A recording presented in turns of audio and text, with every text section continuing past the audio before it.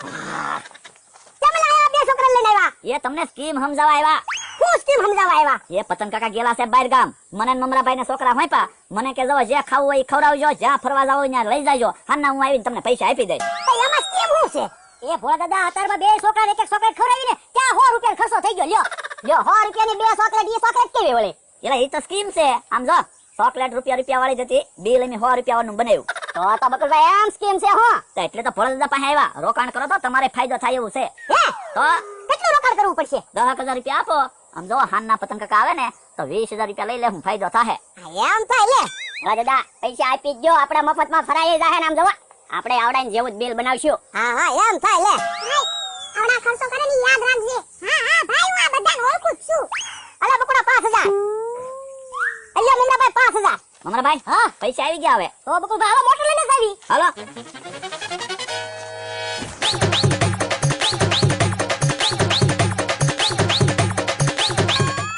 હાલો છોકરા ઉતરો, દરિયો આવી ગયો. તમને બેને જોવા જલસી કરાવી દેવી છે.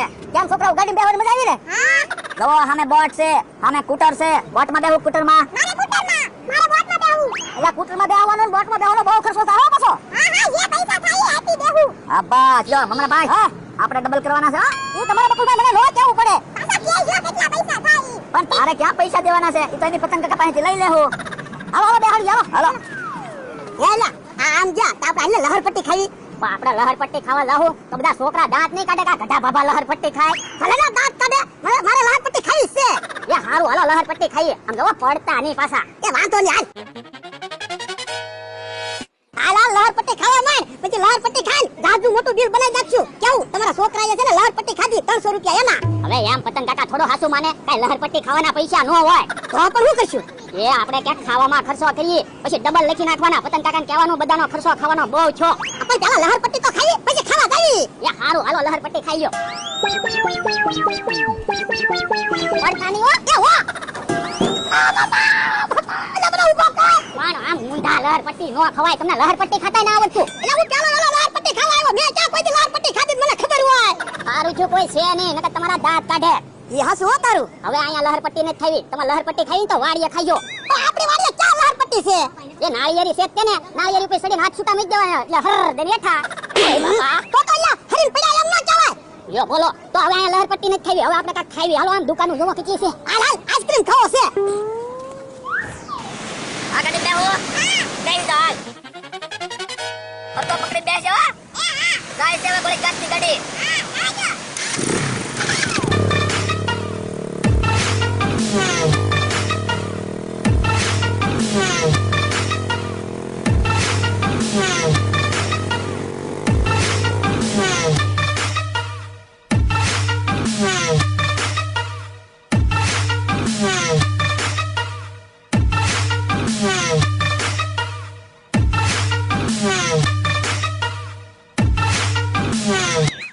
ભોળા દાદા પૈસા લાવો. હું આઈસ્ક્રીમ ના 2 કોન લેતો આવો. અલ્યા પૈસા સમસી લેતા આવજે. સમસી શું કરવી? એ મારા સમસી જોતી છે. તું જાને. એ હારો. સમસી વગર આઈસ્ક્રીમ મારે કેમ ખાવો? 2 આઈસ્ક્રીમ ના કોન આપો તો. યો ભોળા દાદા, અહીંયા સમસી. ભોળા દાદા પેલા આઈસ્ક્રીમ ના કોન ખાવી, પછી કાક બીજું ખાવી. પણ હમણાં લહરપટ્ટી તો ખાધી, પછી તારે બહુ ન ખાવાનું હોય. પણ આપણે ક્યાં પૈસા દેવા? પૈસા તો પતંગ કાકાના બિલ માં ચડાવવાના છે ને. એટલે તોય આપણે બિલ માં લખી નાખશું. ખાવીને તો પૈસા ન વયા જાય. એ હારું. આપણે એમ નામ નફો કરવાનો છે. ભોળા દાદા એમ ન ખવાય, ઈ ખાવાનું આવે. એ મને ખબર જ છે. તું ખાવા મને પાછો મને શીખામણ આપે.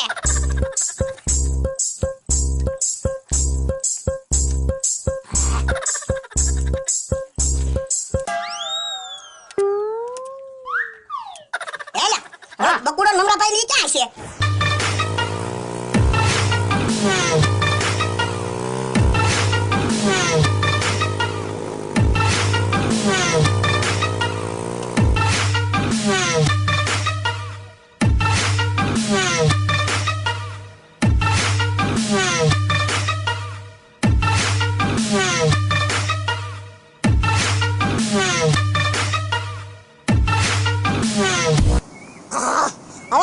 શાંતિથી. હું ભોળા દાદા તમે કે કોઈ દિવસ કોણ ના ખાધો? કેમ? તો હું આઈસ્ક્રીમ ની ડબ્બી ખાતા હોય એમ સમસીથી ખાતા થા કોણ ને આખો કોણ જ ખાઈ જવાનો હોય એટલે મને એમ થયું કે વાટકામાં આઈસ્ક્રીમ આપ્યો એટલે હું સમસ્યા આઈસ્ક્રીમ ખાતો તો હવે વાટકો કાઈ નતો એ કોણ હતો ખાવાનો હોય તો હું તો ખાઈ ગયો નતો તો પણ તારે પેલા કેવું જોવે ને તું તે પણ તમારે મારી હમુ તો જોવાય ને હું ખાતો તો એમ ખબર ન પડે હું 500 વીઘાનો માલિક હું તારી હમુ થોડો જોઉં અહીંયા બેઠા લે કોણ આટો મરાઈ વિયો તો પૂછો પતંગ કાકાના છોકરાને કેવી મજા આવી ગઈ કૂતર હાંકવાની કા બહુ મજા આવી બીક નથી લાગતી ને લા નહીં તો વાંધો નહીં આમ જો ત્રણ આટા મરાવ્યા કૂતરના પૂછો લે બકુલભાઈ ત્રણ આટા ક્યાં મારો એક આટો માર્યો આપણે ભલે એક આટો માર્યો પણ ઈ કૂતરનું પૈડું ફરતું હોય ને એમ આટા ગણાય તો પછી તારા પપ્પાને કહેજે 3000 તો કૂતરમાં બેહવાના જ છે બકુલભાઈ વધારે પૈસા નહીં લખતા હો પાછા અરે ના વધારે થોડા પૈસા લખવાના હોય બોલા જા હા 10000 થી આપ્યા હતા ને એમાં મારી પાસે તો 5000 પૂરા થવા ઉપર આવી ગયા 5000 રૂપિયા પૂરા થઈ ગયા તો 5000 બીજા હવે તો મમરાભાઈ કેટલા વાપરાવી આપણને કેમ ખબર પડે એ હાચું તારું જોવો તો ભોળા દાદા હું કહેતો તો આપણે એ ખર્ચો કરવી પણ આપણે ખર્ચો કરવાનો છે તો તમે ત્યાં પૈસા વાપર્યા કે નહીં આ તો એની વાપર્યા છે ને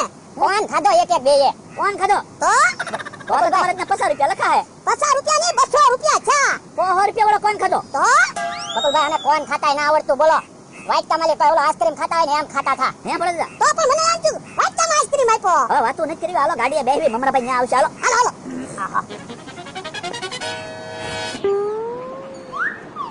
બકુલભાઈ ને આવ્યા હું ક્યાંથી 45 નો છે હા આવ્યા જો બોલો તમે તો દરિયામાં દેખાતાય નહોતા હું બકુલભાઈ ની બે બોટ લઈને વઈ ગયા તા ઊંડા દરિયામાં હે તો મજા આવી ગયેલા હા પણ બીક બહુ લાગી જો આને બીક લાગી લે તને બીક લાગી નહીં મને તો બહુ મજા આવી હતી અને ત્રણ આટા મરાયા કૂટરના ફારા કરતા તો કેટલા પૈસા વાપર્યા બકુલભાઈ 5000 મારા પૂરા થઈ ગયા જો બોલો 5000 પૂરા થઈ ગયા વધારે પૈસા ભોળા પાસેથી લીધા હોત તો સારું હતું મારે 4500 રૂપિયા પૂરા થયા તો 5000 તો અમારે છે ખાલા તો તમારે પણ 5000 કેમ થશે બે આઈસ્ક્રીમ ના કોણ ખાધા ની કે 5000 છે અરે બકુલભાઈ મેં લહરપટ્ટી ખાધી ને તો લહરપટ્ટી માં પૈસા લીધા તો હવે લહરપટ્ટી ના થોડા પૈસા હોય તમે ખોટું બોલો ભોળા દાદા ના ના મમ્મા પૈસા આપ્યા ખાલા હા હવે બળતરા હું કામ કરો આપણે ક્યાં પૈસા દેવા આમ જો તારા પપ્પાને કહેજે ટોટલ 17000 નો ખર્ચો છો 17000 5000 મારા વપરાણા 5000 મમરાભાઈ ના વપરાણા અને 5000 ભોળા દાદા ની વાપરી ગયા 2000 નું ડીઝલ પુરાયું ઈ બધું હાસુ હું મારા પપ્પાને કહી દઈશ તો વાંધો નહીં હાલો બેહો ગાડીમાં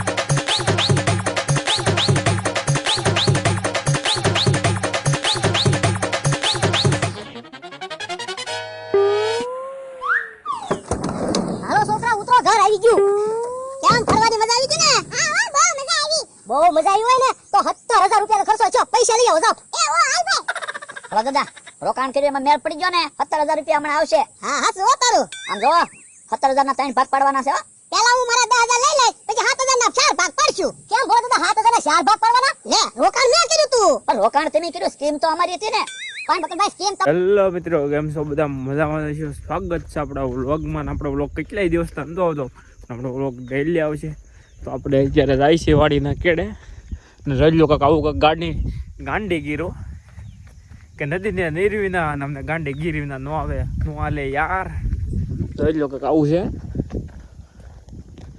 આ બધી વાદળા કામ છે આ લીમડો અને આપણે ઓળું જાય છે મારા ખેતર બાજુ આવું કાંક છે અમારા ખેતરનો કેળો આનો કાંક નજારો જોવો કાંઈ ઘટે નહીં હોય ગાંડી ગીર મિત્રો તમે પણ ભૂલા કરો પડો આપણા ગાંડીગીરમાં સોતા છે આપણે તો એટલે મિત્રો આપણું ખાંડના ભાવમાં અતિશય વધારો 10 રૂપિયાની પડીકી લઈને 10 રૂપિયાની સોડા વેચવામાં આવે છે જોવો તો ખરા આ જોવો એમાં બનાવેલી ઇકોનોલ બનાવેલી સોડા બનાવેલી કેમિકલ નાખવામાં બહુ ભારે આવેલું છે અને બની હોતે ને ગીર ના છોડા એ કોણ છે ગ્રોમાને શું ઉભયું હોમાં હો હા એરિયો કેમિકલ બની જાય તો ખબર પડે હવે આ ફાટવાની ફૂલ તૈયારીમાં છે આ મરવાના છે આને છેલ્લી પહેલી વાર જોઈ લો આ બધા તકલીફ થઈ છે થોડી 11 97 ઘટો 11 97 70 97 હા